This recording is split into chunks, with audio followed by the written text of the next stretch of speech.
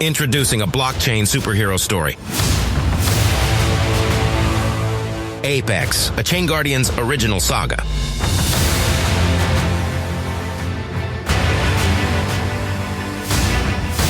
Chapter 6. Repercussions.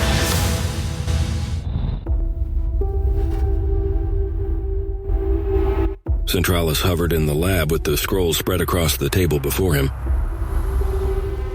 Did you manage to decode these scrolls? Find out what they contain? Dr. Chen shook her head. Not yet. There seems to be some kind of highly advanced AI which is protecting the data. We need a seed phrase or code to access it. To be honest, Centralis, I've never come across any tech like it before. Centralis's gaze hardened as he looked at the scrolls. You have the tranquilizer. Whatever secrets they contain, he was willing to sacrifice his life to protect them. Do what you need to break him. I want their secrets now.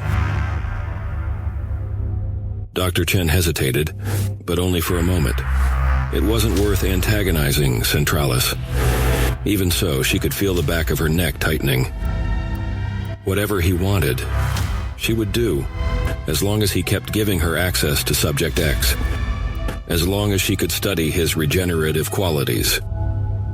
I'll prep the subject and see if we can get him to cooperate.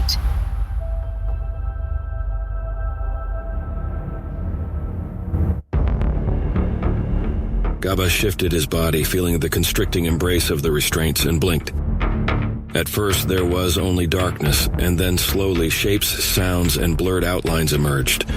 Gabba, I need you to wake up now. He blinked and tried to shift again. He stared into a woman's eyes, her thick glasses magnifying her gaze. On a table behind her were the scrolls. He remembered. Suki was in those scrolls. Dr. Chen looked at ApeX. His dilated eyes seemed to stare right back at her. Fearfully, she stepped away from the table.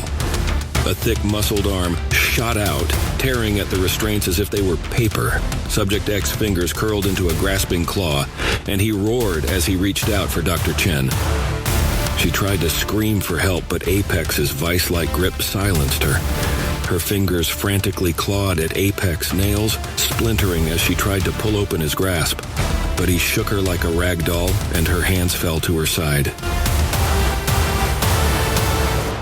ApeX's muscular frame strained, veins popping in rage as he tore the intravenous tubes from his neck and threw the doctor across the room. She lay there in a crumpled heap, not moving. Gabba stood there, chest heaving, breathing in ragged rasps. The scrolls were there on the table. They glowed with a golden pulsating radiance, calling him, beckoning him. He roared and lunged, snatching them off the table. Centralis slowly backed into a corner, knocking over a tray that fell to the floor with an awful clatter.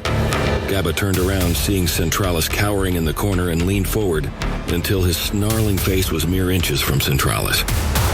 Where am I? What have you done to me? I made you. You are my weapon. Gabba roared and hurled his fist towards Centralis. His knuckles connected with a sickening crunch. Flesh and bone smashed beneath his knuckles like brittle clay as a cloud of dark gray blood sprayed the air around them. He escaped, staggering through corridors, dodging lab technicians and scientists. Eventually, he burst through an emergency exit door and into a dark alleyway beyond. The night wind whipped his face as he stumbled forward, trying to keep hold of the scrolls in one hand while using the other for balance. Finally, just when he thought he had no more energy left to give, he rounded a corner and saw it. A forgotten alcove tucked away between two towering buildings. He ducked inside its shadows, pressing himself against its rough surface as if it could absorb him into its crevices. He stayed there, hidden until morning light before cautiously emerging. During the night, he had made peace with what he held in his hands. These were not just scrolls. They were all that remained of Suki's spirit. If they were destroyed, she would be gone forever. He clutched them even closer now, promising never to let them go or forget her memory, because as long as he lived, she lived.